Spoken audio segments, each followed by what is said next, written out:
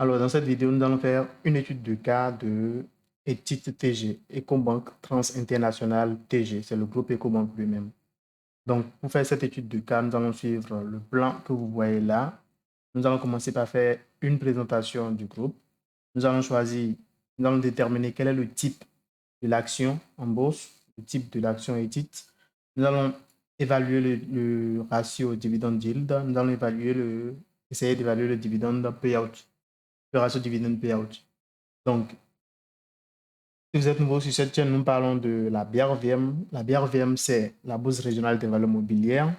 Donc là, je suis sur le site officiel de la BRVM. Vous pouvez voir que le marché a une capitalisation, le marché des actions, une capitalisation de 6 trillions de francs CFA. Vous pouvez voir là, 6 trillions de francs CFA. C'est 6 000 milliards de francs CFA. Donc, ce n'est pas négligeable. Et vous pouvez investir sur des entreprises comme Solibra.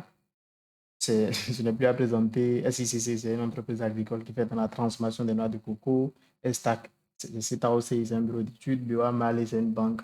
C'est la filiale de la banque BOA au Mali. Shell, ça c'est un distributeur de carburant, et ainsi de suite. Donc, pour revenir au sujet de notre vidéo, nous allons essayer d'évaluer. J'ai fait une étude de cas de Ecobank Trans International Togo. Donc, nous allons commencer donc par le 1, la présentation. Ecobank Trans International Togo, c'est quoi? C'est le groupe Ecobank lui-même. C'est un groupe panafricain. Donc, il y a plusieurs filiales dans 36 pays. Vous pouvez lire ça là, 36 pays. Et en fait, cette banque, ce groupe est coté sur non seulement la BRVM, là, mais aussi sur le Nigerian Stock Exchange et le Ghana Stock Exchange. OK? Et vous pouvez voir ici, les actionnaires de ce groupe-là, c'est Nedbank et les actionnaires majoritaires les plus grands, c'est Nedbank et Qatar National Bank. Donc voilà pour présenter le groupe, voilà de quoi il s'agit. Et vous pouvez voir qu'en bourse, le groupe a une capitalisation boursière de 325 milliards de francs CFA. Donc c'est grand, c'est gros. C'est un poisson lourd, comme on le dit. C'est un blue chips, comme Warren Buffett l'aurait dit. Donc, nous allons passer au second point, il s'agit ici de la classification de cette action-là sur la BRVM. À quel type d'action, dans quelle catégorie on peut classifier cette action-là? Alors, est-ce que c'est un fast grower? Est-ce que c'est un stalwart? Est-ce que c'est un slow grower? C'est un turnaround? C'est un cyclical? C'est un asset plays? On ne sait pas. C'est ce que nous allons essayer de faire. Déjà, on peut voir l'évolution du chiffre d'affaires et du résultat net de ce groupe-là. Et vous voyez déjà que c'est plutôt là, c'est plutôt plat. Donc, ce n'est pas. Si on doit mettre ça dans la catégorie des growers, ce serait nécessairement un slow growers. Vous voyez ça là? Et vous pouvez voir le résultat, même s'il est en train de croître.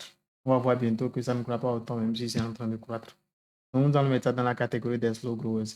De toute évidence, ce n'est pas un turnaround. Dans une vidéo précédente, nous avons expliqué les turnarounds, ce que c'était.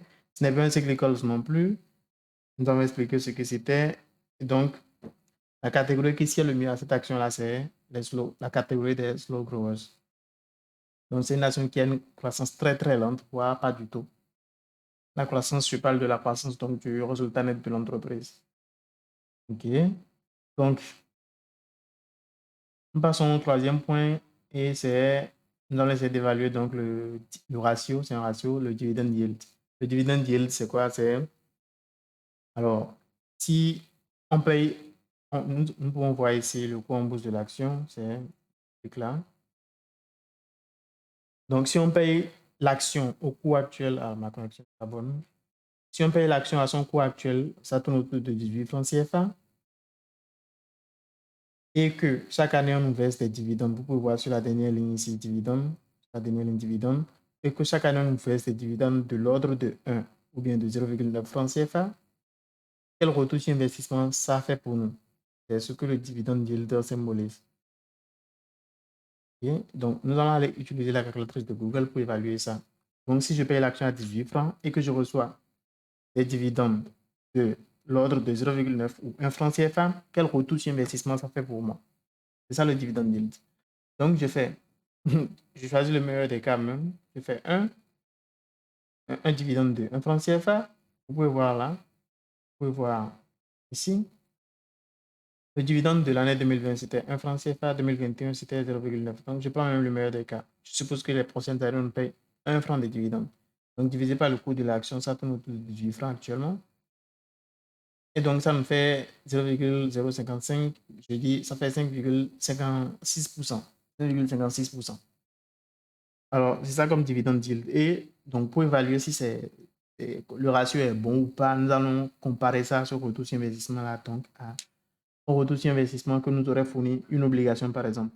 Vous savez, sur la BRVM actuellement, les obligations, c'est entre 5,5% et 7,5%.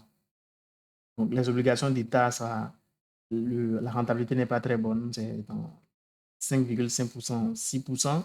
Et les obligations des sociétés, donc, qui mettent des obligations, c'est un peu plus rentable parce que c'est un peu plus risqué. Pas aussi risqué que ça, hein. Donc, dans les 6, 7,7%, 7,5%. Donc, nous allons passer au quatrième point, le ratio dividend payout. Dividend payout, c'est quoi? Ça symbolise quoi? C'est du résultat net de l'entreprise, du bénéfice de l'entreprise. Quel pourcentage de ce résultat-là est versé aux actionnaires comme dividende? Donc, les dividendes, ça représente quel pourcentage du résultat net de l'entreprise? Il y a deux manières d'évaluer ça. Soit on utilise des quantités globales. On fait le dividende payé, le dividende global payé divisé par le bénéfice global de l'entreprise. Ou bien on raisonne en per share, comme les Anglais disent, ou bien en par action en français. Donc, ça veut dire qu'on va utiliser le dividende par action. C'est ça qui est ici sur la dernière ligne de ce tableau-là. Et on va essayer d'utiliser le bénéfice net par action. C'est ça qui est là. Et c'est plutôt ça que nous allons utiliser parce que c'est plus facile. On a déjà les données en fait. Je ne vais pas avoir à refaire les calculs. Donc, vous pouvez voir que déjà de 2017 à 2021, c'est le point que je voulais aborder quand je parlais de celui-ci. Alors, ça a accru le résultat net a accru de 126 milliards, parce que le tableau, tout est en millions, vous pouvez lire ça là. Donc, c'est 126 000 millions, donc c'est 126 milliards. Ça a accru de 126 milliards à 198 milliards. Autrement dit, la croissance n'est pas bien terrible. Sur 5 ans, sur 5 exercices, vous pouvez lire 1, 2, 3, 4, 5. En comptabilité, on fait 2021 moins 2017 plus 1, 5 ans. Ça a cru de 126 à 198 milliards. La croissance n'est pas extraordinaire. Et vous pouvez voir le chiffre d'affaires. Pour les établissements bancaires, on parle plutôt de produit net bancaire. Donc, le PNB, lui, c'est plutôt une décroissance. Donc, ça a quitté 1 trillion de francs CFA pour 974 milliards. Donc, ça a baissé.